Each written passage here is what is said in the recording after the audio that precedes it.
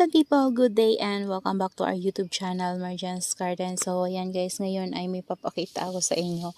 Kahapon kasi guys, nag-rearrange ako kasi naguguluhan ako sa arrangement ko. And nagbago naman yung isip ko. So papakita ko sa inyo guys. Ayan, pasok tayo. Mainit ngayon pero kumukulimlim. Ayan yung panahon natin guys ngayon. No? Ayan, pero sobrang alinsangan po talaga. Ayan. Nagpapausok din ako doon guys. So, ayun. Para mawala yung mga nangangagat dito na insekto. Ayan. Yung ating mga ano dito, okay na okay naman sila guys. Hindi ko nabibigyan sa inyo ng update ng ating mga cactus. Pero okay na okay naman sila guys. Ayan sila oh. Ayan.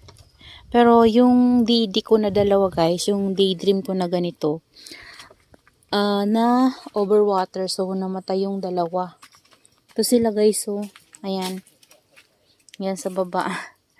Yan, dyan sila nakalagay, so namatay kasi dito banda guys sa dulo na to hindi masyadong mainitan and nasobrahan sila guys sa tubig. Ayan, so na overwater. So yan yung ginawa ko kahapon dito banda guys. Ayan.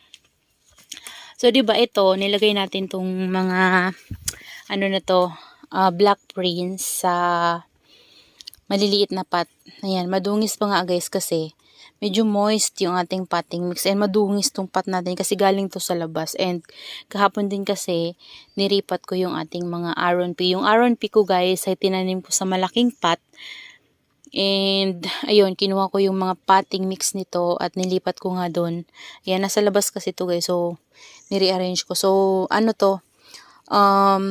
Mga pot to ng Aron P before. So, yun. Kinuha ko yung mga potting mix sila. And then, naisipan ko naman na taniman sila ng black prints. Ayan. So, ito nga guys, nasira na to oh. Kasi sa sobrang tagal na rin itong pot na to.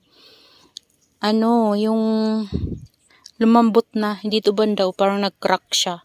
Pero wala na kasi ako guys malagyan ng black prints na to. So, gusto ko kasing, nasa white pot sila. So, tinaniman ko pa rin. Ayan.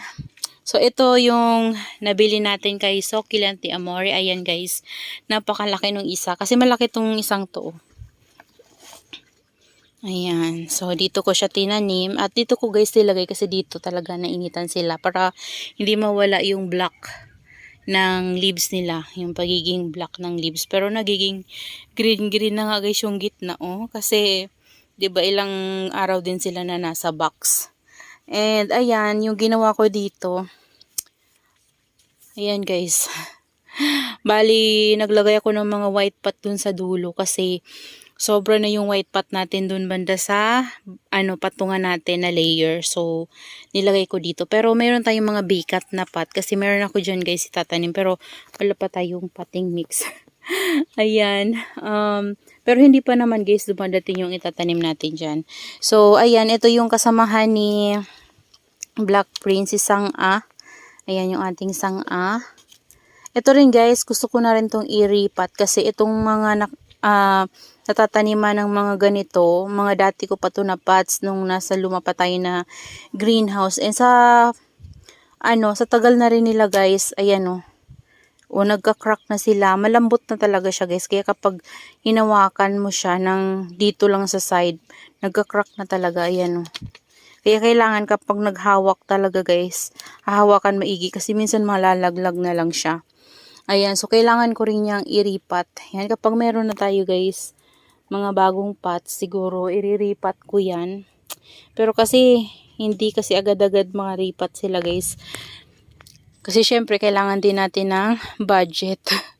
Ayan, medyo mahal din yung mga pots kahit na, plastic. So, ayan. So, ito yung nabili ko kay, Succulent de Amore before. Magkano ba yun? Parang 130 ata. Yun, 130. Tapos, dalawa to guys. Ibang succulents yung kasama niya. So, ayan siya guys. So, may konting var kasi to nung nabili ko. And ngayon, lumalabas yung var niya. Ayan, pero lumiit yung leaves. Tapos, yung mga baby niya guys, may var na lumalabas. So, sana, tuloy-tuloy yung VAR niya guys. So kaya nilagay ko siya dito sa naiinitan. Kasi before, nandun yan guys. So tinanggal ko siya. Yung pot na vacant na yan. So tinanggal ko. Tapos ito guys, nilipat ko to dito. Ayan o. Yan, nilipat ko siya dyan. So ayan na guys yung ayos nila. Yun yung itna natin. Pero tinatawag yan guys na linguas. Pero kasi kapag nagpo-post sila, itna yung nilalagay nila guys. Pero si linguas talaga yan. Ayan siya. Ayan, nainitan sila. Yan, tama lang naman guys yung sunlight. Hindi naman yung masa-sunburn sila.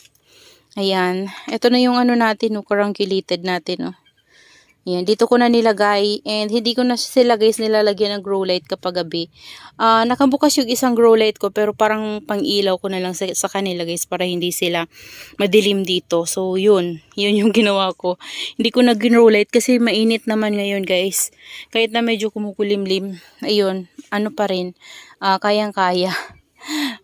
Gaganda yung ano nyan guys. Yung caruncle. So, tingnan na lang natin. Ayan. Ito nga guys, parang patuhead siya oh. Or flower stalk siguro yan lalabas. Ayan. Yung isa, nandun banda yung nakabite na yan. Yan sa unang nakasabit. Yan yung kasamahan nitong ating nito ng ating Black Prince and ni Sang-a. And siguro kailangan ko tong ilagay sa hindi masyadong nainitan kasi parang family to ni Kanti. So, yung family ni Kanti ay medyo maselan sa sobrang init. Kasi, nagtutuyo yung mga dulo ng leaves nila. Ayan, ang ganda nito. Ayan. So, para siyang si Kanti Domingo. Yan. Nandito yung Kanti Domingo ko, guys. So, yan, tingnan nyo, diba? Yan. Tapos, dito yung Kanti Domingo ko. Ayan, ito, Ayan. Laki na niya. Ayan sobrang init. Nagaganyan sila guys Yan, gusto kasi nito medyo shade lang. So, siguro ilipat ko yan guys ng area. Kasi, parang nasosobra nata siya ng init dito banda. Kasi meron tayong net sa taas pero manipis lang. Ayan, kasi nag-i-affiliate kasi yung iba. Parang namumutla, ganun. So, kaya tinanggal ko na talaga yung makapal na net. Ayan guys, yung ginawa ko dito. Ayan So, from here, ayan, yung ating mga carunculated succulents dyan. Bumabawi na sila. So, yung nilipat ko na lang yung ating super balm. Tapos ito pa, hanapan ko pa sila ng area na paglalagyan guys. So, hindi pa ako tapos. Sobrang init lang kasi. And nakapag-vlog ako ngayon. Yan, naka-jacket lang ako at saka naka-cap. Yan, and medyo kumukulimlim. So, kaya lumabas ako para mapakita ko to sa inyo. Ayan. So, yan guys yung ginawa ko. Ito, nilagay ko dito. Sunod-sunod. Ito yung niripat ko kahapon yung ating Aron P. So, ayan. Gusto ko sana bumili ng Aron P guys na lush. Kaso lang, sabi ko, gagastos na naman ako. So, ito na lang naisipan ko yung mga Aron P ko dito. Tas yung mga mga propagation ko. Pinagsama-sama ko na lang sila guys. So, diba? Antayin na lang natin na mag-lash. Tapos, saka naman ulit tayo mag-propagate. Ayan. So, yan sila guys. Ayan. Ayan yung ginawa ko sa kanila. Inakyat ko pa rin yung ating mga Viltana. Ayan yung isa. Tapos, ito yung isa. Ito hindi ko talaga to kinakat. Ayan Ang tangkad na niya. And sobrang laki ng pot na to. Parang ito na yung XL na pot. Ayan. Tapos yung ating super balm. Ayan yung ating purple delight. Tapos, dyan banda guys, may vacant tayo. And may name tag na rin sila. May mga itatanim na ako dyan. So, ito pa. Meron pa tayong isa dito. Ayan. Ano sila? 4 na piraso. Tapos, yung dito banda, ayan. Yan yung ginawa ko sa kanila guys. Para magandang tingnan. Puro white talaga sila dyan. And ito yung natin pala this one. Yung by Nestle na variegated and non-variegated. Ayan. Tapos, dito banda, yung pink rose. Ayan. Dito ko nilagay. Ayan sila. Tapos yung free sa atin ni Igor succulent guys, ito. Tinabi ko kay, sino to? Si Purple Haze, ayan. Tapos si Mule. Ayan guys. So hanggang doon yan. Ayan. O, diba? Tapos yung ating ano naman, this one, palaging natutuyuan ng leaves. Ayan o. Parang naging compact sila guys. Hindi na sila kagaya nakaraan na kunting sagi mo lang sa leaves. Malambot kasi hindi sila masyadong mainitan. So ngayon, tingnan nyo guys. Oh. Yung dito banda niya parang nagpipink-pink. So yan na yung ating mga lovely rose and hybrid lovely rose. Ayan. Ito lovely rose to guys. And sobrang laki na nitong lovely rose ko na to. Oh. Parang hybrid na to guys. Oh. Grabe. Sobrang laki at mapupuno na yung pot niya. Ayan. Ang laki na talaga as in. Ayan sila. Tapos, dito naman banda guys, nandito ko nilagay yung ating Darly Sunshine. Ayan. Yung ating Darly Sunshine. Diyan. Tapos, nag-repot ako ng Ellen. Yung mga Ellen ko na nandun sa labas. Nilagay ko rin sa isang ganito. Para meron akong Ellen dito sa loob. And meron din doon sa labas. So, ayan. Gusto ko rin sana bumili ng Ellen na lash para ilagay dyan. Kaso lang naisip ko, magtitipid na tayo. Ayan. Sobrang laki na guys ng gastos natin sa mga pots pa lang. Pots, tapos halaman, syempre. Shipping fee. Tapos yung pamasahe pa guys, papunta sa bayan. Ayan. Tapos, eto naman yung ating ghost plant. Ayan. So, yung ibang leaves, guys, ni ghost plant, parang nagwa-watery siya. So, ang ginawa ko, tinanggal ko. Ayan. So, tinatanggalan ko si ghost plant ng mga nagwa-watery na leaves. Kasi para hindi na mahawa yung ibang leaves niya. Ayan. So, yan sila. Dito, may nagwa-watery. Kapag ganyan guys yung succulents nyo, ilagay nyo lang sa area na naiinitan sila. Yung tama lang, shade lang. Pero yung may sunlight talaga. Para ma-stop yung pagiging ng leaves niya guys. So, yung mga nawawatery na leaves niya guys, tanggalin nyo. Tapos yung mga patuyo pa lang na leaves, yun. Dire-diretso na yun guys. At okay na siya. Ayan, tingnan nyo. Kahapon ko pa yan tinanggalan ng nagwa-watery na leaves. Ayan, so yung ating donkey stay nilagay ko dyan. Tapos yung isa naman nandun tinabi ko guys dito. Oh. Ayan, dyan banda. And yan na. Papakita ko na lang doon sa inyo guys kapag nataniman na natin yung mga vacant natin na pots dyan. Ayan sila. Walang laman pero may pwesto na talaga yan. Ayan, so papakita ko sa inyo ng buo. Yan yung purple delight natin na sobrang laki ng pot. And malalaki na rin yung baby guys ng nila mga kinatan natin dati. Ayan o. Ayan. So kapag guys, kapag naging malaki na rin yung mga babies niya, gaganda na rin yan guys. So ngayon medyo hindi pa kagandahan kasi kalbo. So maliliit pa yung mga babies.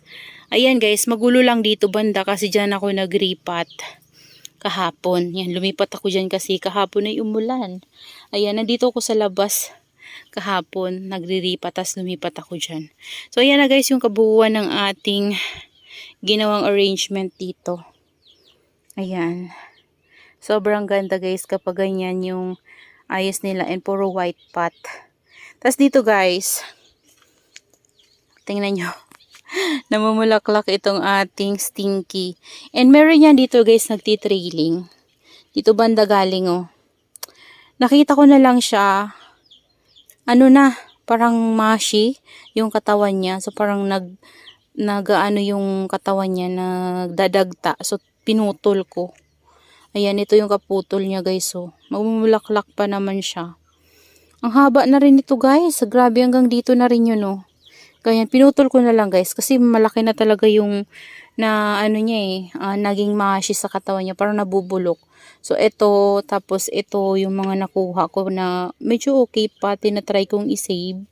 Ay, ito hindi pala to. Ito, tas ito, yan mga maliliit. Ewan ko kung masave pa yan guys, pero tinry ko lang yan kasi sayang kapag pinabayaan natin mauubos yan siya. So sana hindi na magtuloy-tuloy dito sa stem. Yan, okay pa naman to.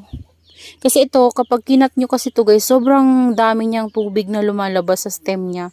Matubig siya sa katawan. And ayaw din ito na lagi siyang nababasa. So gusto niya yung kapag tuyo siya, saka siya didiligan. Ayaw nito nang lagi siyang nababasa. Ayan, meron na rin ako nitong propagation nandun sa dulo. And makapal yun. Ayan, mga galing din dito na cuttings. Tapos dun sa isa ko na ganito. Pero meron ako dito guys na sa isang pot.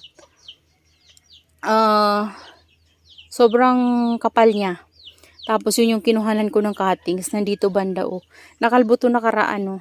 Pero ito ngayon nagkakaroon na ulit siya ng mga new branches. Ayan oh. Yan yung kinuhanan ko ng propagation. So ito hindi ko na to kinatan. Yan. Kasi nga gusto ko nga nagtitrail sila. So ayan. Mabaho nga lang yung flower nito. Pero maganda siya. Ayan. Ang ganda. Tapos dito banda guys. Ayan oh. Yan yung ginawa ko sa kanila. Ayan, yung ating mga agave, ito yung Ellen dyan. Tapos yung Mendoza, yan na nakalagay dun sa mga ginawa ko dati na DIY bottle planter. So yung nakasabit ko guys sa mga binutasan ko sa yung mga cobra bottle, ganyan yung coke bottle. So namayat na kasi sila dun guys kasi sobrang tagal na napapabayaan ko sila guys, hindi ko sila nadidilig yung maiso ko sila sa water, nakakalimutan ko. So tinanggal ko na lang tapos ayan na. Ayan, tumataba na guys. Ayan. Tapos yung mga ele natin na nilagay sa headpot, dyan ko muna nilagay. Tapos yung ating mga agave dyan. Tapos yung ating mga aloes na dating nandun sa dulo na yun, nilagay ko na dito. And may Aron pa pala ako dyan guys. So. Ayan. So, ayan na guys yung mga natin na dito sa labas ng mga succulents. Tapos, dito naman banda, ito, nilabas ko muna to guys. Hindi ko pa alam kung saan ko yan ilalagay. Diyan ko muna para maulanan sila pag umulan. Ayan dito, kinuha ko yung isang pot dyan kahapon kasi kinuha ko yung potting mix niya. Kasi nga nilagay ko dun sa Aron P. So, ayan. Ito hindi ko pa to guys naayos. Naayos ko na to nakaraan kasi may mga kinuha tayo dyan, diba? So, kinuha ko yung pot ni... ay pala meron pa pala tayo guys. Aron P. Nakalimutan ko. Ayan, pero puno na kasi yung pot na yun guys. Kasi mayroon tayong mga propagation. Madami din. So, yun yung nakapuno doon. So, ayan, mapuputik yung ating mga pots guys. Kasi kapag nag-ano dyan sa palayan, ayan, nag-ayos dyan sa palayan na anuhan sila ng, ng putik. Ayan, yung putik nila. Ayan, yung ayos nila dito. Hindi ko pa to guys na ayos ng tuluyan. Ayan, ito nga nilabas ko kasi papaulanan ko sana kahapon. Kaso wala na, hindi na umulan, natapos na yung ulan. Ayan, yung iba natin na propagation ng ruby necklace. Ayan. So, ayan sila. So, ito, kailangan ko nang ayusin yung mga pot na ganito kasi wala na talaga yung ating mga jelly beans. Ayan, na maalam yung ating jelly beans sa sobrahan na sa ulan. Kasi, hinayaan ko na dito sa ulanan. Pero yung mga dito natin guys, magaganda. Ayan. Tingnan nyo, magaganda sila, diba? Ayan yung dyan banda. Ayan. So, yan na lang muna guys. Yan, nagbigay lang ako sa inyo ng update sa ginawa ko dito kahapon. Nag-ayos lang tayo at nag-repot. So, ayan na yung nagawa kong arrangement sa kanila. So, soon, kapag mayroon ng mga laman yung vacant pot natin dyan, papakita ko ulit yan sa inyo guys. Mas maganda yan tingnan. So, ayan, that's all for today's video guys. And I hope you enjoy watching and see you on my next vlog. Happy gardening everyone. Bye-bye. Shoutout po pala kay Mama Donna TV, Sir Ernesto Gutlay, and then Ma'am Mary Jean Ramos, and Baby Lina Sarita, Sis Vivian, ayan, tapos si Grow with Lynn, and then, sino pa ba? Si Sis Jamaica. Hello sis. Mega love shoutout sa iyo sis. Ayan, laging nanonood din yan si Sis Jamaica sa atin. And then, nakakausap ko din yan. Napakabait niya si Sis Jamaica. Ano din siya guys, silent lover din siya. So, ayan. Hi Sis Jamaica. Mega love shoutout. Ayan, so maraming salamat po sa inyong lahat. Maraming salamat sa suporta at panunood dito sa ating YouTube channel. Thank you so much. That's all for today and see you on my next vlog. Happy gardening everyone. Bye-bye.